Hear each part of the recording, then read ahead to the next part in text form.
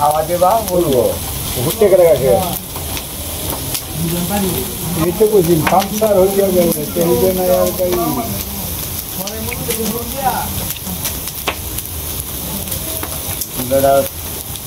রাজ্যে আছে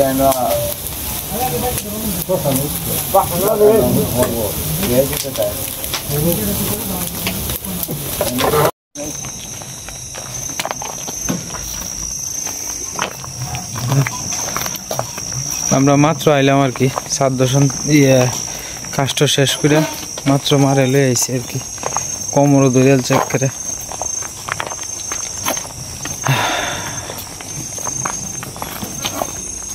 আর আমি জিরাই লোক না লে না বইবা না মা এই জায়গাটা বইবা না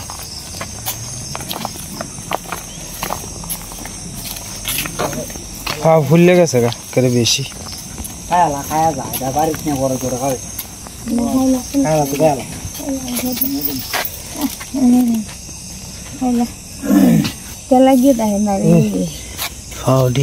গোয়াল লান ভুলে আছে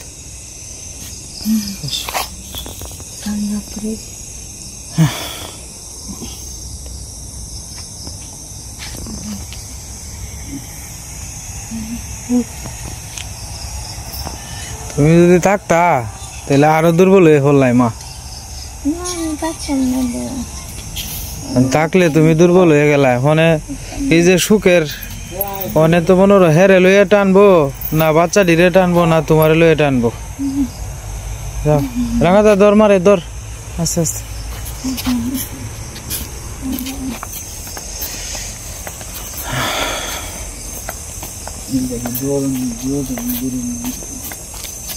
নাই একজনে নিলে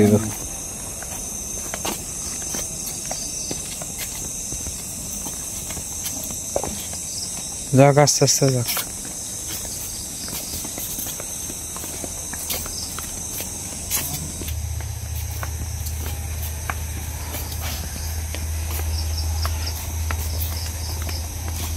জি মামি আমরা এনে উদর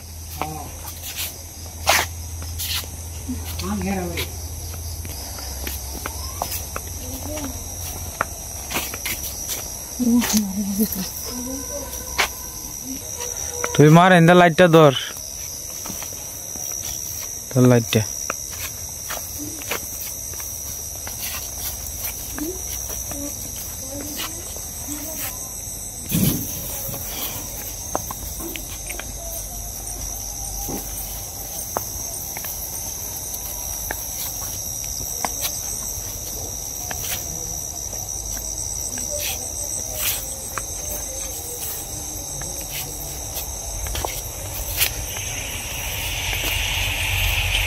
সিহন আইল ধরনো যায় না দুইজন তো একসাথে আটন যেত না ভাই ফুরিয়ে যাবে বাগা লাগে নেই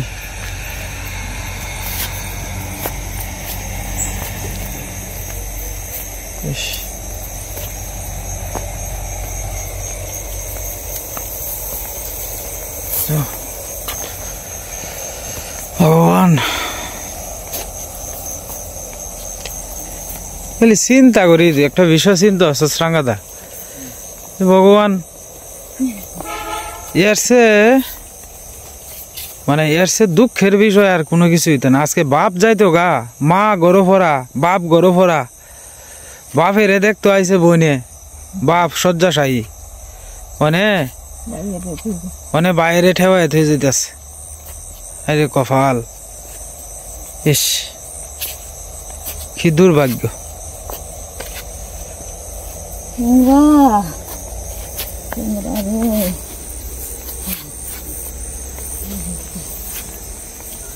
কারো কালি এই জায়গাটা খালি একটু ভার হইলি বাবা দূরেল তারপো তোমারে দূরে নিব না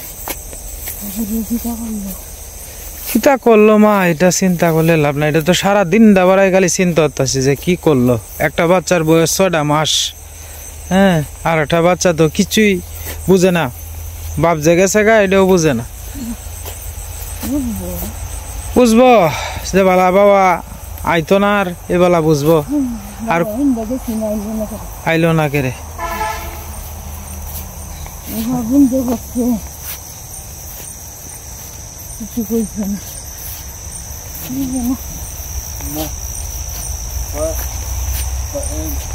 জঙ্গলে হালাই দিব পানি বাসাই দিব বুঝে না যে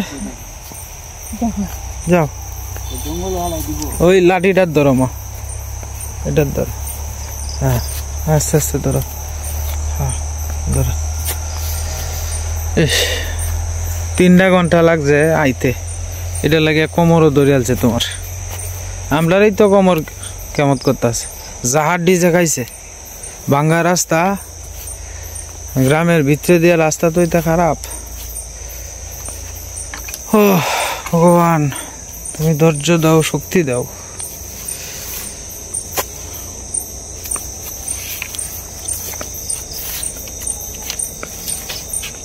করবা দেখো আস্তে আস্তে আমারে শক্ত করে ধরো তেলিব আমারে ধরো তোমার আর ধরো লাগতো না কিছু তো আমারে ধরলে আমি কান ধর নিছি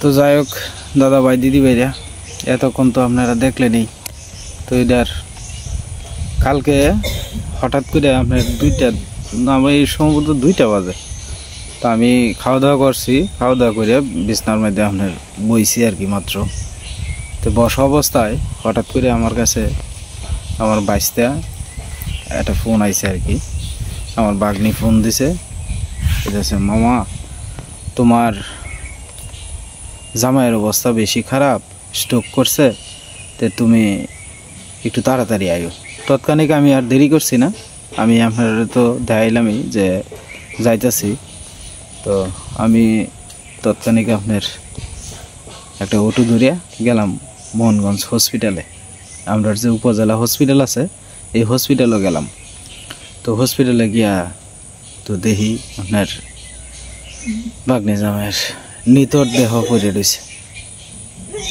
এটা ঘটনাটা হয়েছে গত রবিবারে আপনার ফুরি খাইছি ফুরি খাওয়ার পরের থেকে আপনার বুকে আংশিক ব্যথা মানে বুকে ব্যথা তো ফুরি খাইলে সাধারণত এটা গ্যাস হয়েছে তো গ্যাসের ওষুধ খাইছে আর মানে কপাল থেকে অর্ধেকটা কপাল আপনার হালকা হালকা হালকা হালকা ব্যথা থাকে আর কি মানে জামাইয়ের সাথে যারা রয়েছে জামাই ব্যবসা করে আর কি ধরেন আপনার বাড়ি অঞ্চলে ট্রলার দিয়া বাজে মাল জিনিসগুলা ধরেন আপনার তেল সাবান এরপরে বাদাম চানাচুর বিস্কুট এগুলা প্রত্যেক বাজারে ধরেন ওই শেষরাখালি বাজার আছে আরও বিভিন্ন ধরনের বাজার টাজার আছে এই বাজারে ধরেন শনিবারে হোক মঙ্গলবারে হোক এরকম বাজার বার আছে আর কি তো বাজারে যায় এই বাজারে যায় ট্রলার দেয়া মনে করেন যে মানে নদী পথে আর কি ট্রলার দেয়া মনে করেন যে এই বাজারে গেল বাজারে ঘাটে নামাইলো মাল নামাইয়া একটা জায়গায় বৈশা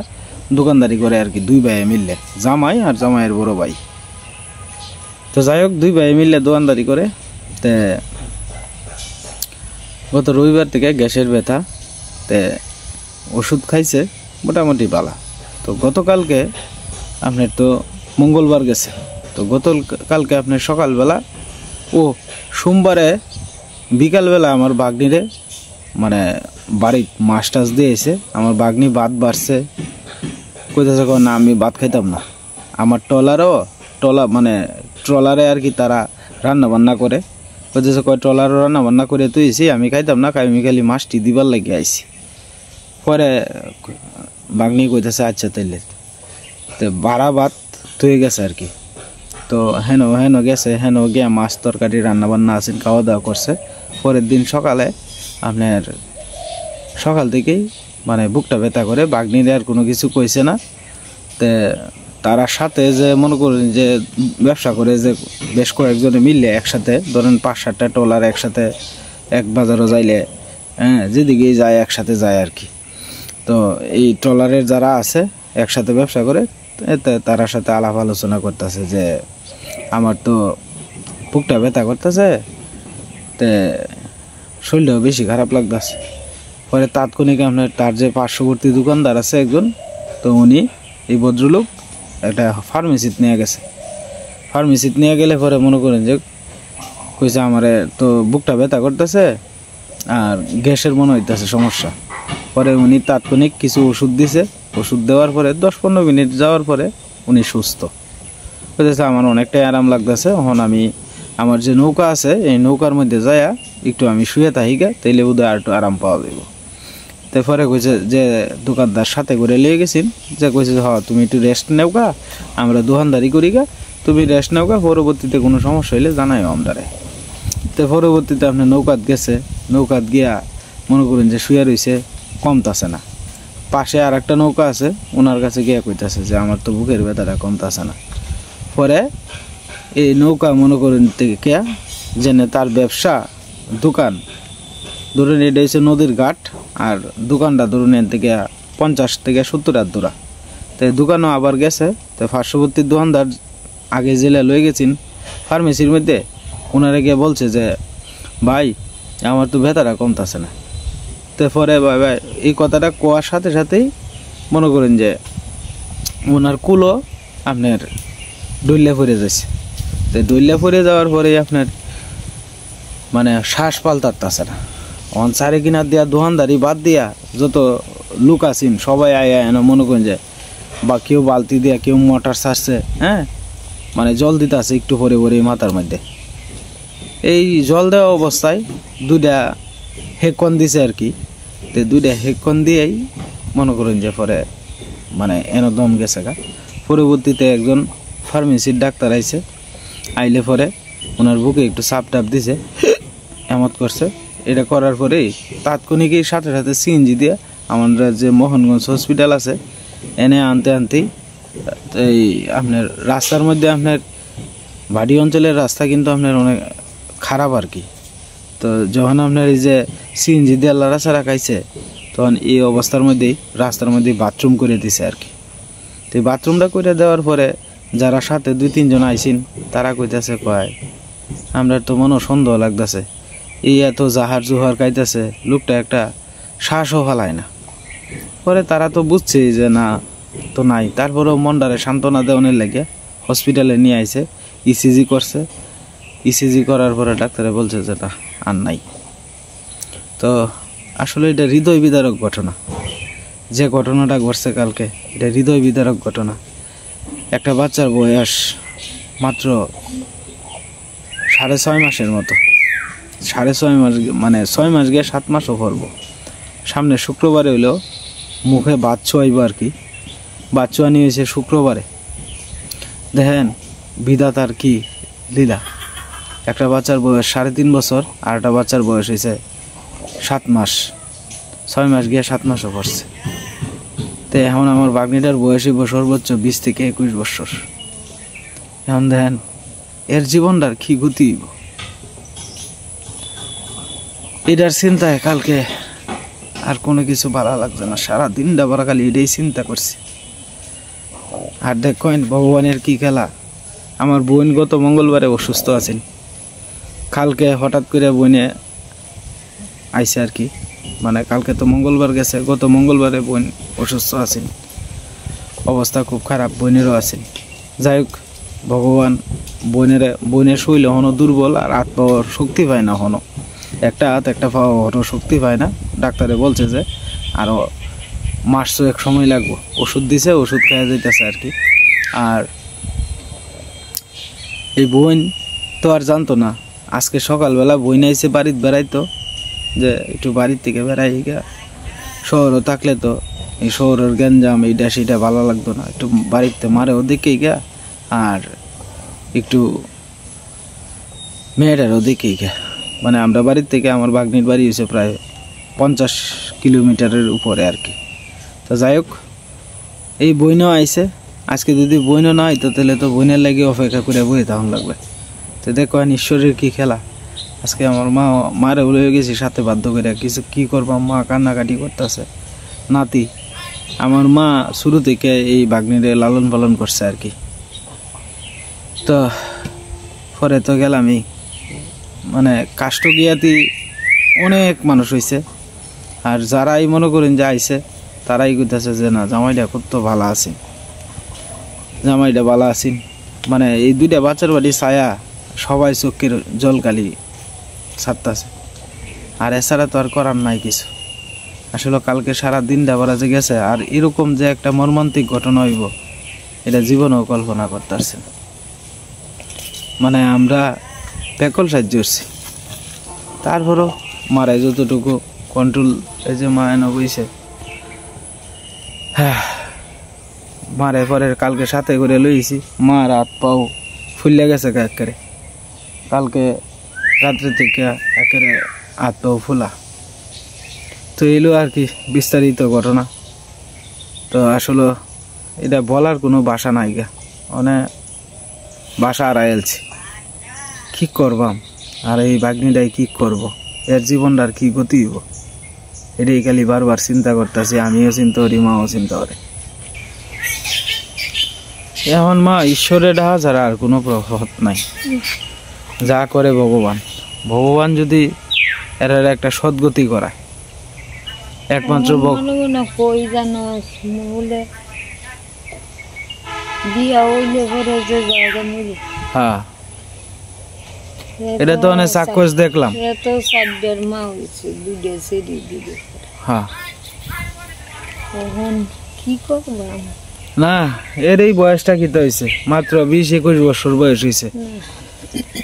এটাই তো চিন্তাটা করতেছি গো মা, কি করবাম, করার তো নাই কিছু। ঈশ্বর যা করে সব মঙ্গলের লাগিয়েই করে। ভগবান হয়তো তার আয়ু অতদিন লেখছেন, অতদিনে এসে এটাই বড় কথা। আয়ু তো দিনের লইছি, হ্যাঁ এই যে মারও তো আপনার পাউটাও এই যে ফুললে গেছে একেবারে, কালকে তো আরো ফুলা আছে, এই কারণে মারে সাথে করে লইছি আর কি, কারণ এছাড়া তো আর কোনো অপশন নাই। আজকে মারে যদি তুই আইতে মারে লইয়া আপনার ধরবো খেলা খেলা কি করব, তারা তো এমনি সুখে মাথর হয়ে যাইতেছে। যাই হোক, যে হৃদয় বিদারক ঘটনাটা ঘটছে, দেখো আইন তার বাপ গত রবিবারে মারা যায়, আমার যে বাগনি জামাইয়ের যে বাপ গত রবিবারে মারা যায়। তার এই আমার বাগনি জামাইয়ের বোন ভাগনারা যারা আছে সবাই আইছে বাড়িতে দেখবার লাগিয়া দাদুরে। মানে বইনে কইতাছে আমি বাপেরে দেখতে হয়, আমার ভাইয়ের ঠেওয়াইতে হয়ে গেছি। এটা তো একটা মানে বাপ গড় বৃদ্ধ বাপের বয়স হয়েছে প্রায় 80-90 বছর বয়স হয়ে গেছে, মা অসুস্থ, বাপ অসুস্থ, অথচ সুস্থ জামাইটা গেল। এটা আসলে এই যে আমার বোনটা পাগলের মতো হয়ে গেছে গা। 11 মাস আগে মারা গেছে জামাইটা, জামাইয়ের বস্ত্ররান্তিও আয় হচ্ছে, আর মাত্র এই তো কাছাকাছি আয় হচ্ছে। আর যে কুলো বাচ্চাটা তো হয়ে গেছে, এটা বাচ্চাটারও বাচ্চা নিয়েছে শুক্রবারে, সব ডেট ফাইনাল করছে। মানে যে ব্যক্তি ডেট ফাইনাল করছে এই ব্যক্তি গেল গা আমরা সাইডে। এটাই চিন্তা করি মা, মানুষ কি নিয়ে এত বড়াই করে, 2 দিনের দুনিয়া সবারই একদিন সাইডে যাইতে হইব, কি নিয়ে অত বড়াই। সবচেয়ে কষ্ট লাগে মা আমার এই জিনিসটাই, যে 2টা ফুলাফান্তের মুহের বাড়ি চাইলে পরে মানে আর এতো মনে করো যে এডির বাড়ি চাইলে পরে ভিতরটা ভাঙ্গে যায় একেবারে। এরম ঘটনা যাতে কোনো মানে যার ভাগ্যে আছে তো ওইবই, ভগবান যাতে এরকম কেউ সহজে না দেয়। একটা 6 মাসের শিশু, আহা বাবা বাবা 7 মাস পড়ছে।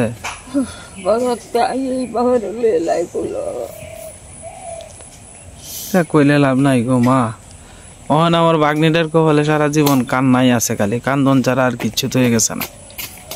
এই তো দুইটা সোনার টুকরা ফুলাফান্ত হয়ে গেছে, এই 2টারে যদি সাইনা মাইকিয়া তুলতারে এডি একসময় তার শান্তি দিব। হ্যাঁ লইয়া ঘুমাইব, এইটা আনবো খাওয়া।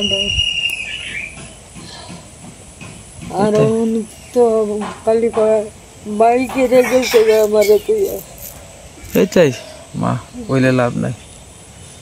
ভগবান যা করে সব মঙ্গলের লাগেই করে, এটাই ভাবন লাগবো, ছাড়া তো আর করার নাই কিছু। যাই হোক, বিস্তারিত আপনার কাছে কোয়ার চেষ্টা করছি। এছাড়াও মনে করেন যে আশীর্বাদ করেন যে একটু আমার বাগনিটার লাগিয়া। আর কি কইয়াম, মুখের বাসা হারায় ফেলছি, করার নাই কিছু। আশীর্বাদ করেন যে, আশীর্বাদ ছাড়া আর কিছু করার নাই।